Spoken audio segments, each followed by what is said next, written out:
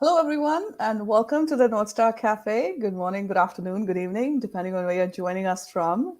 My name is Meenakshi Iyer. I'm your host and the founder and principal of NorthStar Solutions and Services, which is a boutique future work-oriented coaching, training, and consulting practice where we partner with mid-level leaders, particularly in the technology space, and specifically with women in tech and folks like myself who speak English as an additional language in helping them strengthen their people and change leadership journeys. And the NorthStar Cafe is a space that we've created at NorthStar Solutions and Services as a way to have action-oriented conversations on leadership development, particularly at the intersection of people, business, and technology. And here's where I get to meet some amazing folks from around the world who are thought leaders in their own lines of work and get to have conversations with them around their perspectives on leadership. One of the things, I don't know about you, but I've definitely noticed that leadership, when we talk about leadership, we have a sort of a few mental models, if you will, and there's a lot of stereotypes and biases. When we think of a leader, and actually, I would love to hear from everyone. When you think of a leader, what comes to mind? So if you wouldn't mind popping that in the chat. And if you are one of those who's going to watch the recording, I'd love to hear your thoughts and comments. So when you think of a leader, what comes to mind? And we're going to get to that in a minute. And so today we are here to talk about the neurodivergent leader. And to dig into this topic, here I have Carole Jean Whittington with me. Lovely to have you here, Carole Jean. Thank you so much for taking the time. Oh, I am thrilled to be here. I always love to share a conversation with you, Meenakshi. Absolutely. Likewise. Thank you. And Carole Jean and I met thanks to another dear friend of ours, Tiffany Castano. Tiffany, if you're watching this or if you'll watch it later, a big hello to you. And Carole Jean was one of our speakers, panelists at NorthStar's fourth annual Future of Work conference that happened on March 15th. It's an International Women's Day event. And our topic this time was burnout. And Carole Jean here is the founder of Mind Your Autistic Brain. And she is a burnout prevention and restoration strategist and a speaker. And she's also a podcast host. And we're going to learn more about Carole Jean, her work, and what got her into this space of where she is right now. So without further ado, Carole Jean, take it away. Want to hear more about you and how you got to be where you are today. And then we'll dig right into the topic for today. Like many autistic ADHD humans who are late identified in life, my story or journey isn't much different from what you hear. I was in my mid-20s when I was diagnosed with ADHD, and then at 39 years and 10 months going through the autism assessment process with my eldest son, who was 10 at the time, the neuropsychologist looked at me and said, you were missed. And in my very literal brain at the time, I looked at him and I said, nobody missed me. I'm right here. He said, you need to come back and see me. And at that point, it was, just a conversation moving forward around all of the things that I had known were different my whole life, but I couldn't put my finger on it. And it was this huge discovery. 40 is usually a big sort of reflect on your life at that moment anyway. And also getting the added identity that I'm also autistic was a bit earth-shaking, I won't lie. It wasn't something I could immediately process for myself. My first thought was, well, if I'm autistic and I know how I have struggled for so long because I didn't know this about myself, I want to make sure my son doesn't have the same struggles. And of course, then my second son is ADHD. So we got a full neurodivergent household, and I love it. It's just fantastic. We are some high energy folks with lots of projects. But like many, if you looked at my CV Mm, and my resume, you would think, how many people actually wrote this resume? How many mm, different careers and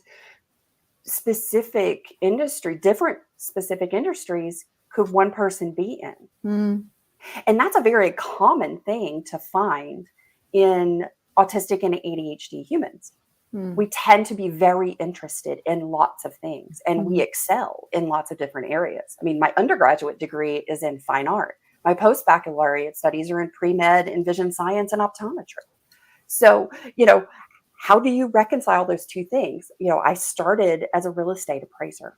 mm. And I started at the age of 15 because I told my dad, I said, "Hey, I want my own money." My dad said, "No problem, honey. I think I know someone you would like to work with, and I think you might like real estate appraisal." Now, my father is a real estate broker, okay? So it was kind of in the family business, and I think he was looking to add it to the family dynasty kind of thing.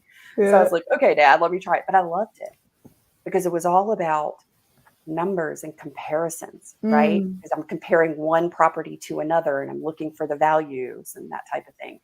And I did residential and commercial for 15 years. mm, And that actually kept me in good stead in college. And I made lots of money in Baton Rouge when I was helping them launch all of the things that they needed when people were selling their property for riverboat gambling casino parking.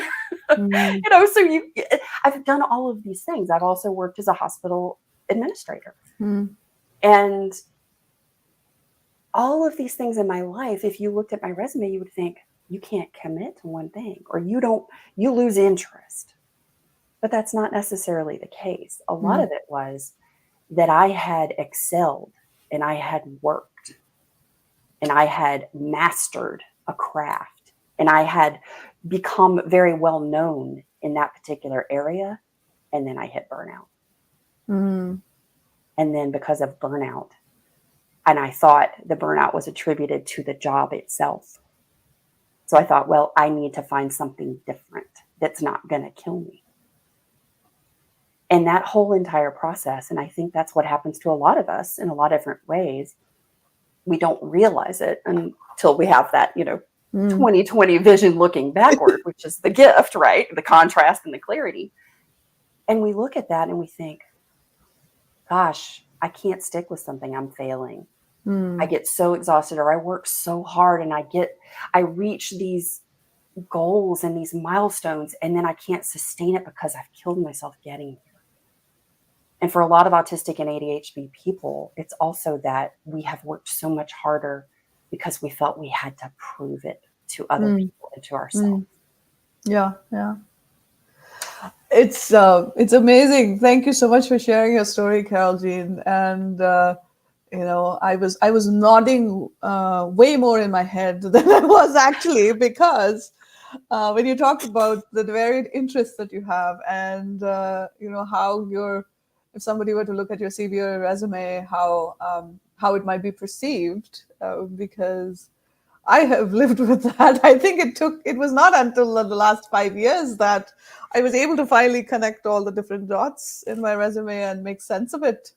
So I can relate to that. And as you were sharing that, what came up for me is um, being neurodivergent or being on the spectrum, whatever language we want to use, is just one aspect of being human. Like I feel like everyone has it, and then we all show it with varying degrees, and how we use our energy and how we interact with people or our ways of working with people are different.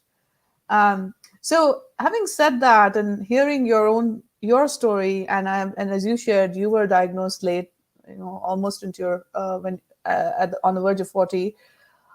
Um, how might you describe being neurodivergent in layperson terms? Because I know there's a lot of misconception and misunderstanding around that.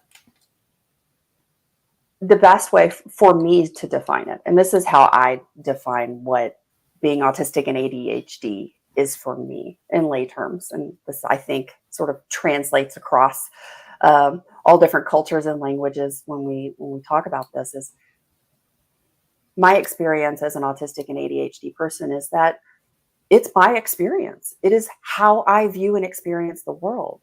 And it's going to be different from the person next to me. It might be similar in some ways, but I'm going to pick up on different things than you might. But you're going to pick up on different things than I might. For me, how I define it is simply the lens and the perspective and the way in which I experience the world. And how I communicate, my language, my style of communication, like every human, is unique to me. My sensory system is a little bit more heightened and attuned than maybe the person next to me. So there are things that I hear or notice or feel that maybe you might not. And that does not make me less than or wrong. And it doesn't make you less than or wrong because you don't. And there are so many different misconceptions in the sense that, we are viewed so often through the lens of a medical deficit model, meaning that we do match the standard, the norm. And so therefore we deviate from the norm and are not, quote unquote, whole. We are broken, defective, or not operating as we should be, right? We don't want to should ourselves to death. However, that is a very broken model, and it is also a deficit to humanity because neurodivergent brains and bodies, because it's not just our brain, it's also our body that is neurodistinct. And I say neurodistinct versus divergent. If we look at that from a branding and linguistic perspective, divergent means to move away from, to be separate, to not be part of the whole or collective. And that is the antithesis, that is the opposite of what we want as humans and what autistic and ADHD humans would like. We want to be part of the whole. So I say neurodistinct, and that's my friend Tim Goldstein from NeuroCloud. That's his term, and he so kindly shared it with me, and I love to share it with others because I think it's so wonderful because all humans want to be distinct. So instead of viewing each person that you meet through how do they match my definition of what's normal, and we usually define that by who we believe ourselves to be. So true. So true. How about we change that lens to one of compassionate curiosity for all people? Thank you. Thank you so much for that. And, as you shared that, I'm obviously rethinking the title of this episode. Yeah. So I love the call out you made around your own lived experience and the different aspects of what might be different in how you respond or pick up different kind of stimuli in your environment versus the person next to you. And I'm fascinated by the distinction you made between, the term and language matters. I totally agree with you. And so neurodivergent versus NeuroDistinct. And you're right, divergent means you're baselining against something and you're moving away from that. So, and I know prior to coming on to the show in the green room, we were talking about like who decides what's normal, right? And I love that you call that out as well. So I do want to ask you something. You mentioned you were diagnosed pretty late, well into your adulthood. So what from the time, and especially in your professional life, were you able to go back to and say, okay, now I think I can explain that because now you had a diagnosis? Here's the thing about being late identified and about being identified, period. And we say identified within the autistic ADHD community because using the term diagnosis also means that we are supporting a broken diagnostic model. So there we go again. That's right. Right.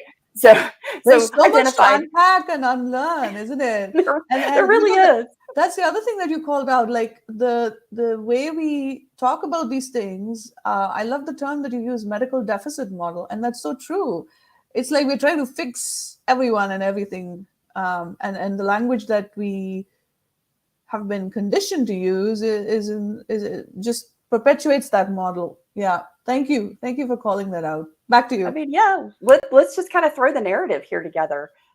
Collectively, as humans across the globe, for thousands of years, we have somehow constructed this place that we are now, which is we've created this model and this standard that keeps everyone feeling less than and broken. And how is that serving us? And if it's not serving us, then let's disrupt that. Let's change that. And that is a very big part of my mission and purpose in the world is to change that, mainly from the perspective of what is possible when we have a huge demographic, a huge thriving population with massive talent, skills, and abilities that are going to elevate and transform humanity as a whole. But we aren't, and we can't, because we're so dang burned out trying to live up to and meet, exceed, and just fit in to this model that we have all created that's keeping everyone broken and burnt out and tired and not feeling like we're living our best life. Yeah. I'm so glad you said that, because to me, it also goes back to the world of design, right? The way we design our systems, our buildings, physical and otherwise. We often forget that when we think about everyone, when we design for everyone, everyone benefits. It's not just, who we think are mainstream. And we often tend to design for who we consider as mainstream. And then everything else is an accommodation or an allowance that we're making for the rest of us, right? And I really like how you call that out. And this brings me to another realization that when we talk about inclusion, particularly in the work context, there's so much chatter about it. But I think that in most narratives, when we think about or talk about inclusion, we more often than not are looking at the visible differences. That could be your skin color, your ethnicity, nationality, whatever, or language. And there are so many aspects that are invisible differences, and that I wouldn't say never, hardly get accounted for. And I feel like the neurodistinctness of individuals is part of that. I want to hear from you on that. Oh, that is a big part of the conversation. In our NeuroDrive team for the workforce, we do a lot of training and we do a lot of lunch and learns. And Jessica Michaels does a phenomenal lunch and learn series that we did this past year, all on performance management from the individual perspective of neuro inclusion as a manager. How do we approach that? And when we're talking about neuro inclusion at work, one of the most important things to realize is that we all process different information in a different way. We all have preferences. And I love that Jessica always teaches and talks about this, about our preferences. And when we create a culture of preferences, then we are creating a more inclusive perspective and bringing in that compassionate curiosity. And, Jessica has just been an incredible asset to our NeuroDrive team when we're having these conversations, because her book that's coming out is One Size Fits No One. That's a real, think about that for a minute. One size fits no one. When we're talking about public design, that you were so very smart in bringing up in sort of a comparison in this. But when we design for everyone in the sense that we are looking for that broad kind of statement to make sure we meet everybody's needs in some ways, are we really effectively meeting everyone's needs? Are we just meeting no one's needs? Are we? So I think I have to really get back to let's break this down and let's actually look at each group of people that are accessing our spaces, who we are working with. Because let me just go ahead and shake up the world right now. If you think that there are not neurodistinct leaders in your company or in your team right now, that you have to somehow create entry-level positions and you have to groom and maybe bring them up to maybe a mid-level position, that you don't have executives in your C-suite already, you're wrong. I have an executive coaching program and I have a packed schedule full of senior vice presidents, presidents, founders, CEOs who are all autistic and ADHD. We're here, as Horton Hears the Who says. And that's one of the best things, and that's one of the areas that we really talk about. But when we're looking at neuroinclusion in work, and we're looking at how are we making sure that we are talking about and including and have neurodistinct leaders, because our companies are neurodistinct already. Our world is neurodistinct already. Yep. We have been since the formation of humans. My neurotype has been around since we have been around. It is nothing new. Yep. People finally just got around to the fact that they recognized it.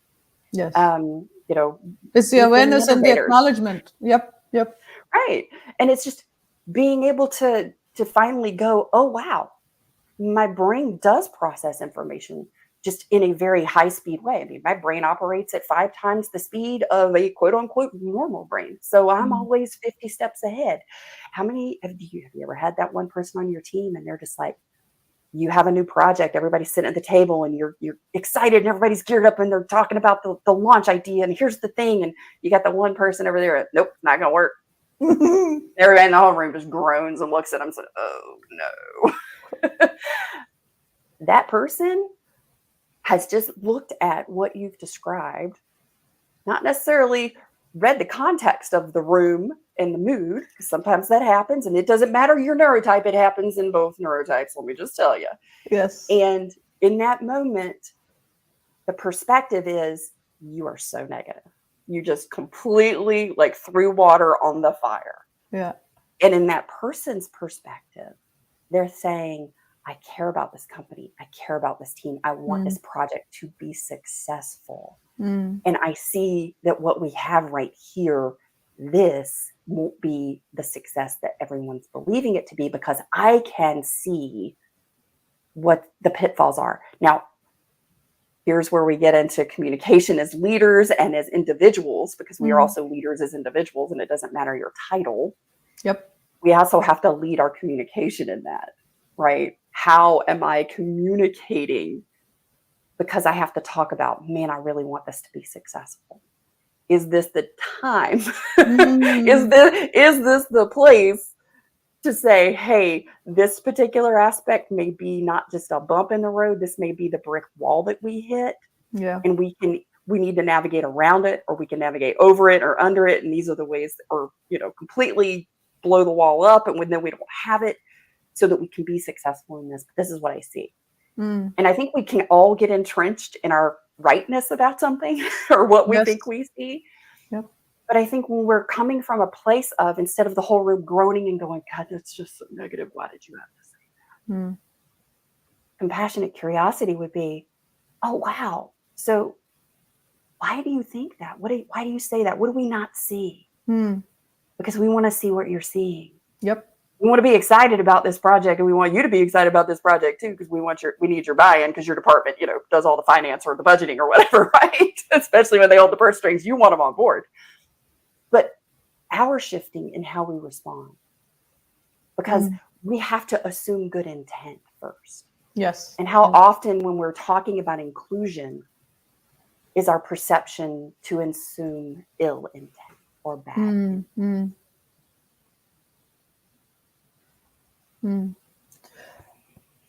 There's a lot that you've shared there, Carole Jean. The concept of compassionate curiosity. Loved how you described it as, what is it that you're seeing that we're not seeing, and being genuinely curious about that, and assuming positive intent. And in the coaching space, we talk about unconditional positive regard. So I want to ask you about your own lived experience, sort of before and after being identified. That's a big question. Number one, the knowledge and awareness of why life had been so hard, why I had spent so many decades, and I hit my very first burnout at the age of 6, why I had been so exhausted, why everything had felt so much harder than it seemed for everyone else. and why things that seemed really easy for me and things that I would just do without thinking twice about it seem so hard for everyone else. And these mismatches in what I perceived to be easy or hard throughout my life, in comparison to, and I think that's a really important thing, in comparison to my peers and to everyone else around me, left me feeling like I was failing all the time and I was never good enough, that I was never worthy. Mm. And the identification of ADHD helped. It answered a lot of questions. Even trying out ADHD medication for a little while really helped me understand that the possibility of my mind being quiet, and that my mind had been so loud for so Mm. long, was a Mm. really big awareness. But it didn't answer all of the questions. Mm. So when at almost 40, I learned I was autistic, poured in everything that I had for about 2 years to making sure my son had everything that I didn't have. Mm. At that point, I hit the worst burnout of my life. Mm. And my health was failing at that point because it was so bad. And I really just wanted to quit everything. Mm. At that point, I couldn't even sustain full-time work because I was so exhausted. And at that point, my children were still young, and all I could think was, I either figure this out or my kids don't have a mom. And right now, they really don't even have a decent mom because I can't show up for them. And I sure as heck am not showing up for me. Mm. And I need to figure out, what does being autistic and ADHD mean to me Mm. and for me? And that began the exploration that has been the last 7 years of my life. And that has also been my path to restoration and thriving. Mm. And I didn't realize that so many times in my life, I have the 5 degrees of spicy burnout, from a I poblano meant to pepper ask you about that. Yes, all the because way up to the ghost pepper, right? And the ghost pepper is a level 5. That's when you're so hot, you're not. That's when everything just kind of shuts down. Well, I was in that level 5. Mm. But I look back in my life and I thought, I've been in a level 3 or a level 4 for the majority of my life. But when I had been moved into a 5 or a 4, and I'd been there for a really long time, and so maybe something changed in my life, and the stress, the pressure, the demands of life changed, or maybe something was coming in that was energizing me more. So I was moving down that spicy scale, and I might have been at a 3 or maybe even a 2. Wow. I Mm. mean, holy cow, a 2, right? And so I believed that I had gotten out of burnout. And Mm. it's what I call the restoration illusion trap. Mm. When you have been in one place for so long that it's become the norm and you don't remember what it felt like to feel good, so that Mm. when you do have a little energy and you do start to feel a little bit better, even though you've only decreased your spicy level of burnout, you're still in burnout, Yep. Yep. but you don't realize it. Mm. And for me, that has been tremendous, Mm. because I've reached a place in my life I didn't even know was possible. When I started this, I just wanted to feel better. And that's what I hear from most of my clients is, I just want to feel better. I just want to feel good. Mm. And that's okay. And that's all right. That's usually where we start. But by the time we go through the first phase of the unveiling method, we get to the end and we create what's called a Thrive destination statement. Mm. And that's your leadership. That's your empowerment statement. This is what my life is going to look like. This is what my life already looks like, and I am moving toward it. Mm. Because, we've all got GPS maps on our phone and we can put in an address to go where we're going to go. But if we don't have an address to put in that app, it can take us anywhere. Mm. We can get rerouted all over the place, just aimlessly driving and never really arriving anywhere. And it's the same with our life. And if we are going to be leaders in business, in work, in our families, we have to first be the leader in our own life. And we have to know where Absolutely. our life, where we want it to go and what we want it to look like and feel like. And that first Thrive destination statement is just the beginning. That's just the seed, the spark of an idea of what is possible. Because I believe in being a possibilitarian, as Robin Sharma calls it, and I am. And because of that, my Thrive destination statement has evolved, and it is even bigger and more profound than I could have ever possibly imagined. But my life has become that way as well. Thank you. Thank you for sharing that, Carole Jean. I love the GPS analogy. Also, like, you, even if you don't know how you're going to get somewhere, but knowing where you want to get to, that's what's going to enable all of this for you. And I also thank you for sharing your burnout story and how you've navigated that and where you are today. The other thing that stood out for me is the call out you made for leading self. I'm an absolute believer in that. That's one of my 3 main leadership mantras, if you will: leading self before leading others. And I strongly believe that each of us, you are the most important person that you'll ever lead. And it's such a shame that most often leadership, the moment you bring up that word, it's so outward looking. It's like, the assumption that there's people involved that are following you. And so many of us, and this is something that comes up with my clients when I particularly focus on mid-level leaders, is a lot of us in corporate settings, we tend to wait to be designated as a leader. And, we wait for that promotion. We need the title to outwardly affirm what we want to feel inside. Exactly. I love how you put that. Yes. And, I always question that. I mean, why are we waiting for something to happen for us to start behaving like a leader? And we've lost so much of time that would have been good for practice, right? To actually be that once the world recognizes you. And the other thing is, if somebody's giving that title to you, then they can as easily take it away too. So then we're really leaving everything at somebody else's, in somebody else's hands. And so that really, when you shared that in your context, that really spoke to me, because of my own fundamental beliefs around that. So actually, everything that you shared, and I want to segue into the next question that I had for you is, what are, and I'm sure there are many myths and stereotypes that you can bust for us, but then what are your top 1 to 3 myths about neurodivergence or distinctness? That we lack empathy. We have no feelings. Biggest fallacy out there. It is quite off.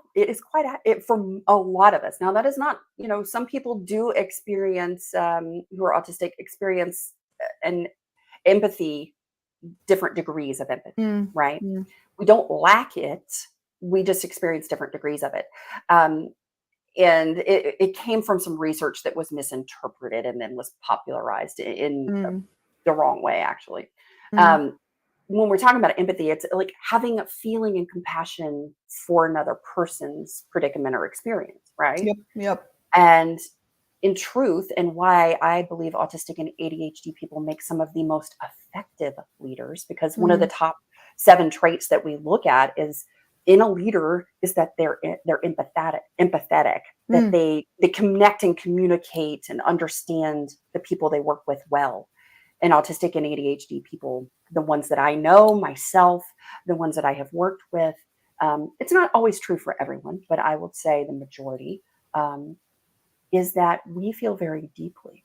We can pick up and connect on someone's feelings and emotions very easily.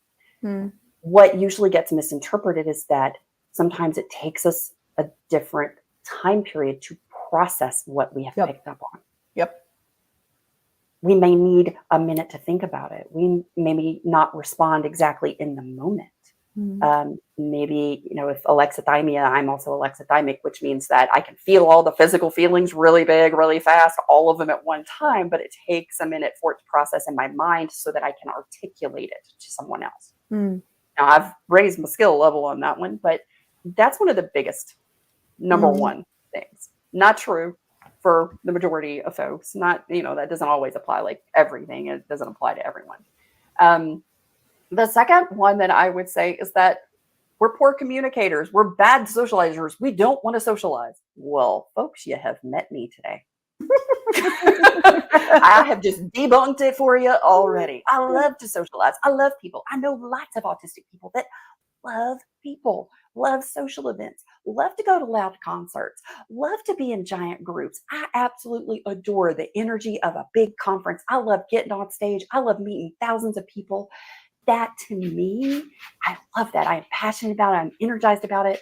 And people are usually blown away by the fact that, oh my gosh, you're doing this and you're autistic? You don't have like noise canceling headphones on. I'm like, well, yeah, I do for a lot of things, but I don't necessarily need it in this particular situation or context. I do a lot of things that accommodate different things that I need, but you do the same thing for yourself. It's just considered an accommodation when I do it because I'm autistic. But it's just you getting your need met when you do it. So the socializing one is probably the next biggest thing. And the third is that we are direct, blunt, rude communicators. Well, let's kind of put that in some context. How many people do you know who are blunt, rude, direct communicators? And you have no idea what their neurotype is. Yes. There are 4 different main types of communication styles. One is direct. And if we look at leaders, most leaders are direct communicators. My number one communication style is that I am a director. My second is that I'm a captivator. And I think that also probably makes me a really good talk show host. But as a director, I can attest to that.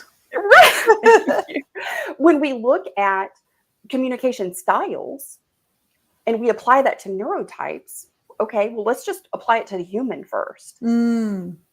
What is the reason? We always have a reason why we communicate in a specific style. So a director communicates because they want to communicate the information that you need to move forward or solve a problem. Think about that for a minute. Now, if you only apply that lens when someone gives you direct communication, and let's say, because we deliver communication in one style, and it's not always the same style that we like to receive information in. So I might be a direct communicator, that's my primary style, but I really like a captivator first to give me information. So if you're going to come to give me information to do something, I want you to check in and say, hey, Carole Jean, how are you doing? Are you having a great day today? How's your heart? What's sparking your joy, right? And then go, hey, I was thinking about that problem we were talking about the other day. This is the solution that I see. Right? Oh, sorry about that. That's okay. Those are the big ones.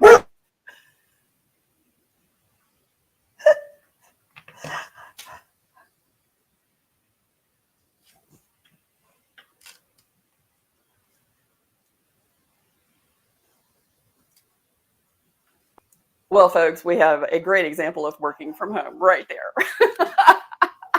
And your dog had a lot to say too, very empathically. She does. She and the FedEx man have a love-hate relationship. She doesn't want to do anything but yell at him because she wants the biscuit that she knows is in his pocket. Because he brings her biscuits. So she wants to make sure that everybody knows the FedEx guy's here and we need to let her out so she can get her biscuit. That's some direct communication for you. Totally. Big shout out to Davis, my FedEx man. But, think about those things. When we're looking at leadership, when we're looking at some of the myths, because, we all have these preconceived ideas that we learn from watching Atypical or The Good Doctor, or all of the things on social media. And so then we believe that is what it means to be an autistic or ADHD person. Yeah, absolutely. And the 3 myths that you called out around, lacking empathy, not liking to socialize, and very direct or blunt communication styles. And you call that out very well. And, these can be anyone, any of us humans can have these traits, the lack of it or a lot of it, right?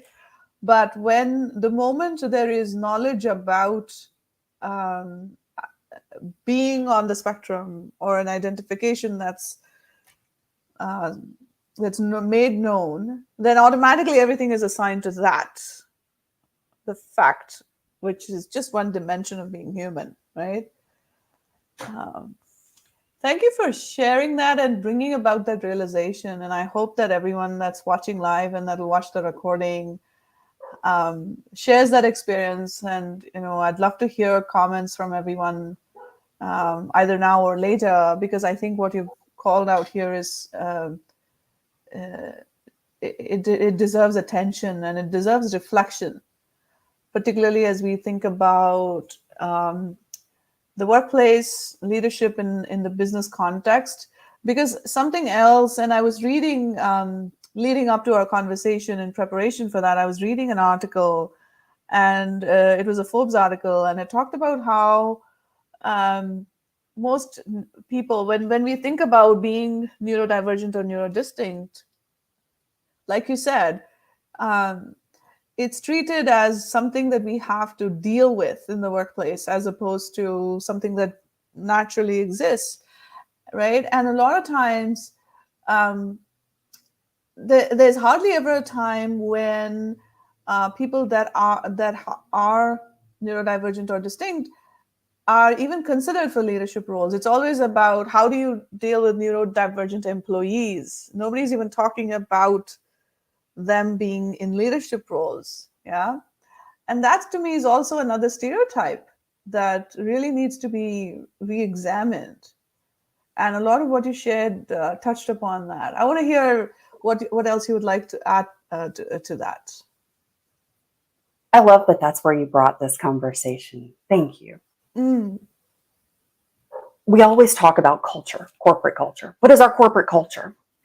And what we just talked about in those top misconceptions is one of the leading factors why so many who are finally identified late in life will not disclose at work and will continue to struggle with the needs that they do have, because the corporate culture, the culture that we're in, says the minute I know, I'm going to treat you differently. And then you become a case for me to solve or deal with. Yep. Is that the kind of company that you want to run as a leader? Is that how you want some of the most innovative? We value innovation. As companies, when you ask leaders, what are the things that you value within your company? Innovation, creativity, strategic thinking, being able to move people forward. Those are some of the things that we value most, changing the world for the better. We don't start companies. We don't work for these big companies and create these incredible things. Sure, money is nice, but there's always something that's a bigger motivator. Are we creating a culture where if you are different, and let's not even worry about saying we're different, if we are just simply looking at the needs of all of the people in our culture, in our community, in our group, in our teams, in our daily life, when we start approaching that in a different way, then we are also looking at, hey, what do you need today? What can I do to support you? Yep. And also we start with, what are my own needs? And when we start to look at what are my own needs and how do I get it met? Because it's not that I'm broken, deficient, defective. It's that we are all human and we all have needs. By the way, folks, we can usually list off the top 5 needs for most of us, but there's actually 30 basic human needs. All humans need them. And it goes beyond physiological: food, water, shelter. There's emotional needs. There's esteem needs. There's love needs. There's self-actualization needs.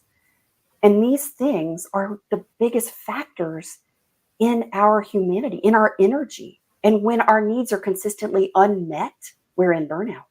Yep. And 77% of the population saying that right now, they are in some degree of burnout. As a company, as leaders, as a culture, we have to address that. And when we start to address it from a place of simply looking at human need, period, not differentiating that your need is either acceptable, accommodating, Yep. or an adjustment that I'm having to make. Well, turn inward, folks. Look in the mirror. You have needs too, and you want them to get met in your life because that is critical to your health. Let's do that. Yeah. That was phenomenal, Carole Jean. And I'm sitting here reflecting on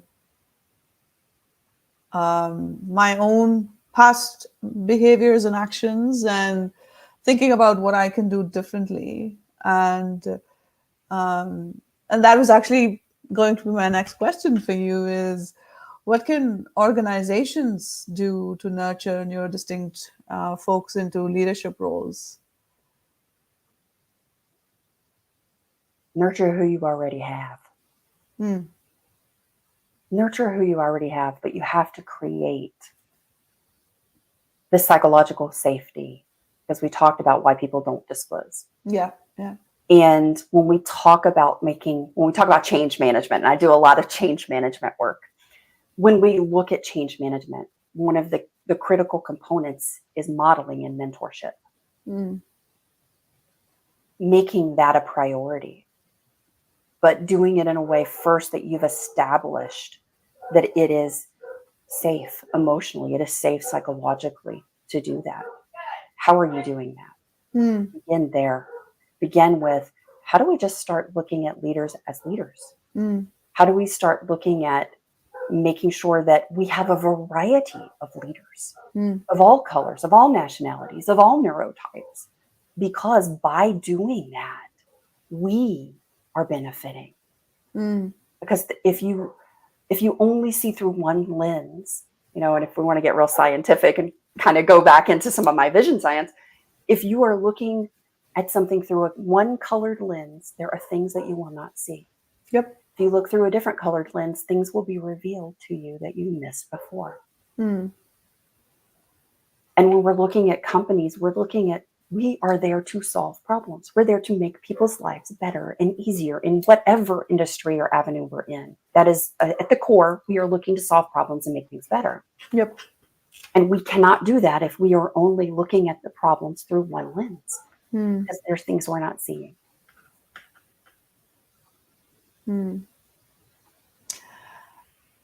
The biggest realization I'm having right now as I hear you is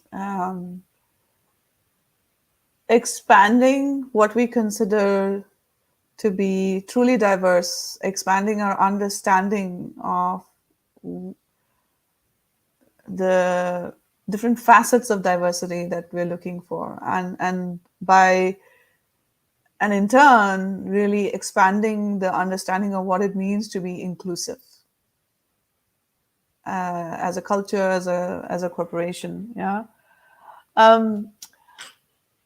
I wanted to ask you, as we begin to wrap up our conversation today here, Carole Jean, I wanted to ask you, what are like one or two things that you have helped others, your clients that you work with, realize and even change perhaps in their own ecosystems? From a company perspective? Yeah, in the context of... One of the biggest ones, and the NeuroDrive team, we are our biggest research project every day. And as the leader in that, I had to look at, how do we start to do this within our own company? And I created an all autistic ADHD team for a reason. And that was, I wanted to see what's possible. What is possible if we have, variety of neurotypes together that are all neurodistinct in some way, dyslexic, everything. Because I think that when we approach that team and managing that team, we have a lot of things that are very different. We have a lot of variables. We have a lot of different needs. And so for us, what I have found And I've applied this in my trainings when I do a lot of team training and company training. One of the things that we look at is we start a conversation with a new team with, hey, let's just kind of like wipe the whiteboard clean and let's just kind of start from ground zero because maybe we just got way off track, right? Because a lot of teams come to me that way. Like, we're in a bad spot, we need some help. And we've recognized we have a lot of different neurotypes here. We're not working effectively together. The number one thing I ask is, what are your peak performance times? What is the time of day where your brain is firing? That is your most creative time. What is your peak performance time window? And that's usually 3 to 4 hour window. What time of day? Is it early morning, mid-morning, late day, late afternoon? We've got people that fall into all different windows. We have people that go from midnight to 3 a.m. on our team. And the next thing is, how do you prefer to communicate? What is your preferred mode of communication? How do you take in information best? Is it video? Is it a voicemail clip? Is it an email? Is it a quick text? What works better for you, right? When we start to ask those questions, and we're not saying, hey, because Joe is autistic, we want to make sure we're doing X, Y, Z. No, let's just ask everybody. Because I can guarantee you everyone on your team is going to say, well, 9 to 12 is my zone right there. If you need me, that's when I'm creating. That's where I'm blocking it off. If you want to get in touch with me, text me, because, my email gets so flooded. I kind of get overwhelmed and it takes me a long time to get through it. So those types of things are really critical to start the conversation. The third one I would say that's really important is understanding everyone's communication style in which they deliver and sort of the understanding behind it, because the heart behind it is usually the part people miss. They think, oh, you're a direct communicator, you're just being rude, or you're just being mean, or you're just being bossy. But it's, no, my heart is I want to help you move forward and solve your problem. So when you know that about your team member, then, oh man, the lens when you view their communication is very different. And also, how do they like to receive information, right? How do I need to, if I'm going to give information to Minashki, and I know that she needs a little touch, she needs a little, hey, how you doing first? Or I know that she tends to maybe people please. And so she's going to tell me the things that she thinks I want to hear, but really I've got an idea or two I'd like to share, but I don't feel comfortable because maybe that's just my personal style right now where I am.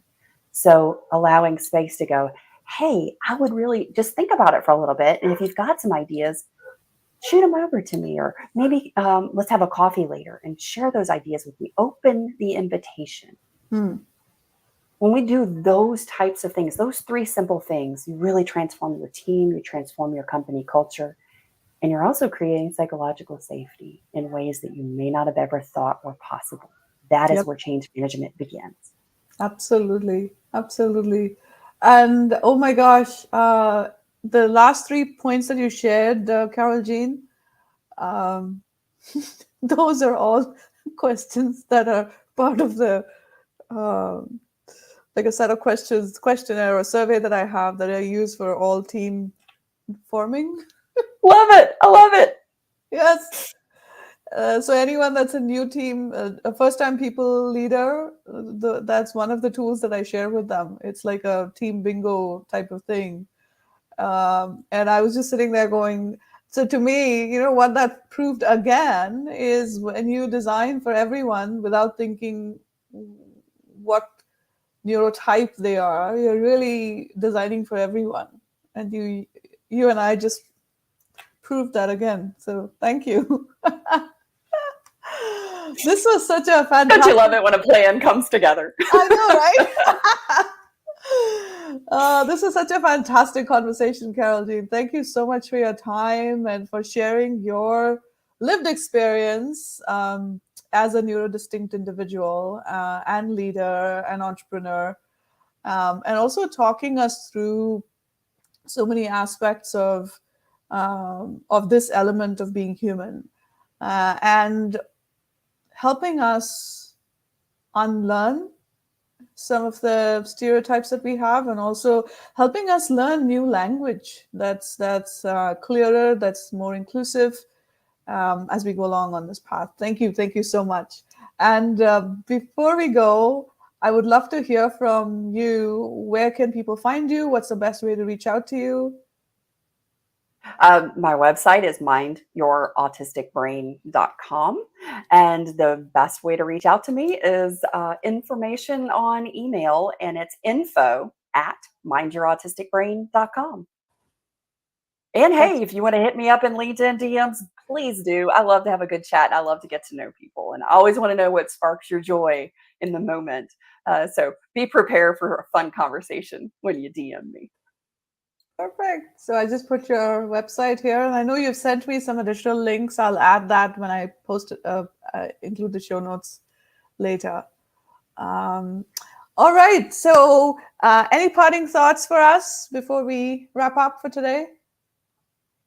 In this moment, how are you being a leader in your own life right now, in this moment for yourself? How are you leading your life right now? And where do you want to go? What a powerful reflection there. Thank you. Thank you so much, Carole Jean. This was a wonderful conversation. Once again, thank you for your time and sharing your wisdom so generously with us.